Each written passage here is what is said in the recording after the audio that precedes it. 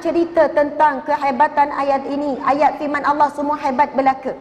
Tetapi pengalaman saya sendiri dan pengalaman orang yang datang bercerita kepada saya, pakcik, makcik, orang yang begitu, orang begini, kalau saya pergi ceramah, ramai yang datang cerita satu persatu. Ustazah, masalah yang saya tanggung 3 tahun, 3 bulan, bertahun-tahun, saya beramal dengan ayat ni, subhanallah, Allah selesaikan dalam tempoh yang singkat.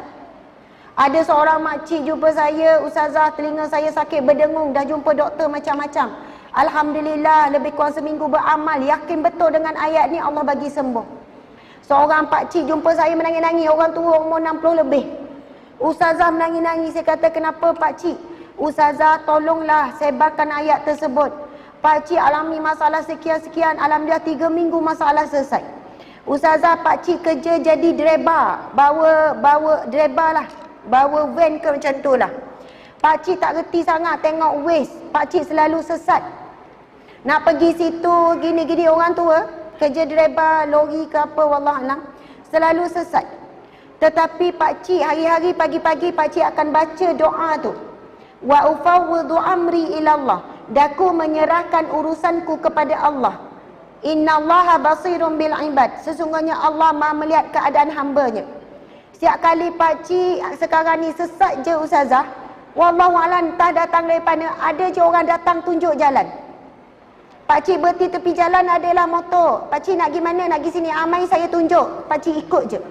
Segala urusan hidup pakcik hari demi hari dipermudahkan Allah. Rupanya hidup pakcik selama ni susah sebab pakcik kurang bergantung kepada Allah. Pakcik rasa pakcik boleh uruskan hidup pakcik sendiri, lalu Allah membiarkan hidup pakcik. Kita sangat terhad sebenarnya. Saya pernah ceramah di Petronas Terengganu. Ada seorang hamba Allah lelaki datang. Ustazah, saya nak juga cerita pada ustazah. Saya dah hampir letak jawatan berhenti kerja. Sebab apa? Saya ada penyakit tekanan mental, iaitu anxiety, depression. Saya nak tinggalkan keluarga saya, anak isteri saya semua saya nak tinggalkan. Saya tak boleh jumpa manusia, saya tak boleh jumpa orang, saya hilang keyakinan diri, ketakutan yang melampau.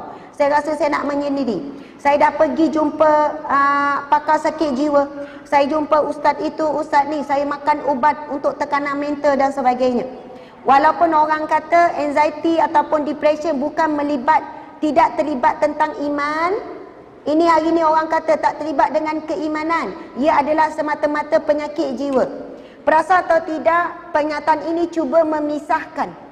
Pisahkan daripada roh ataupun rohani. Masya Allah. Yang cik ni cakap, ustazah, alhamdulillah, saya hari tu Allah izinkan dengar ceramah ustazah tentang ayat surah Ghafir ayat 44. Wa ufawwidu amri ilallah innallaha basirun bil ibad. Saya ulang-ulang ayat tersebut. Sebelum itu ada orang kata, ulang istighfar 1000 kali. Saya istighfar ustazah, saya selawat dan sebagainya. Tapi kenapa tak beri kesan, baru saya faham. Sebab saya selawat, saya istighfar tanpa saya yakin betul-betul kepada Allah Subhanahu Wa Taala.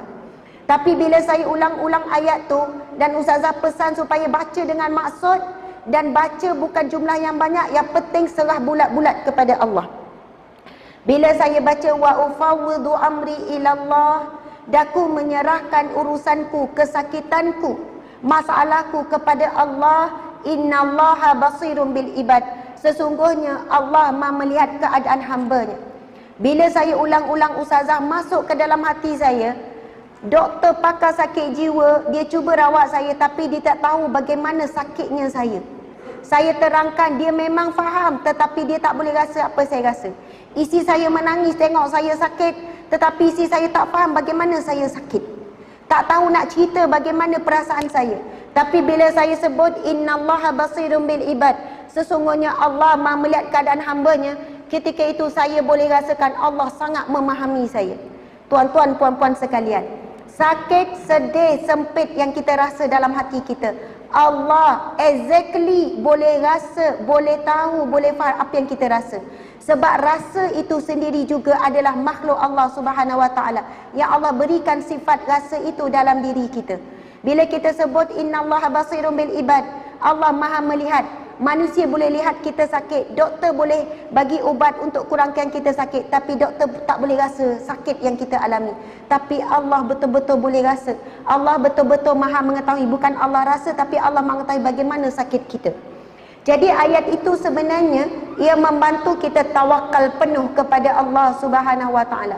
Di sana ulama menyebutkan selama mana seorang hamba berdoa dengan yakin kepada Allah, tak ada ragu-ragu sedikit pun, selama itu doa pasti akan dimakbulkan oleh Allah Subhanahu Wa Taala. Masalah kita hari ini, contoh kita berdoa, ya Allah, berilah hidayah kepada suamiku agar dia pergi solat berjemaah 5 waktu di masjid. Tapi terlintas dalam hati kita, ada harapan ke? Faham tak? Kita ada rasa ragu-ragu. Ya Allah, jadikanlah anakku sekian-sekian. Nampak jalan tak anak? Suami pun sama, ada ragu-ragu. Tentang bab rezeki pun sama. Ya Allah, kurniakanlah rezeki yang barakah melimpah ruah. Macam ni je hidup, macam tak ada harapan ni. Masya Allah. Bila ada ragu-ragu, masuk jarum syaitan. Apabila kita tidak yakin dengan Allah, kita tak betul-betul serah bulat-bulat kepada Allah Subhanahu Wa Taala. Allahu Akbar. Dan kalau kita perhatikan hadis Nabi, golongan yang masuk syurga tanpa dihisap, tanpa diazab, ada 4 ciri. Salah satunya adalah mereka yang bertawakal penuh kepada Allah Subhanahu Wa Taala. Jadi insya-Allah para muslimin muslimat sekalian, dan insya-Allah selepas ini cubalah beramal dengan surah Ghafir ayat 44. Ada orang cari surah Ghafir ayat 44 tak keluar, sama surahnya surah Al-Mu'min. Wa ufawwidu amri ila Allah. Kita boleh tak baca sama-sama? Insya-Allah. Bismillahirrahmanirrahim. Wa ufawwidu amri ilallah.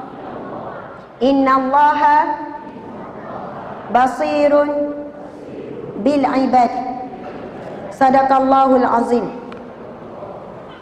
Daku menyerahkan urusanku, kesakitanku, masalahku, ujianku, kesebitanku, kebimbanganku, kerisauanku, kesedihanku kepada Allah. Sesungguhnya Allah Maha melihat keadaan hamba-Nya. Amin ya rabbal alamin. Sadaqallahul azim. Subhanallah.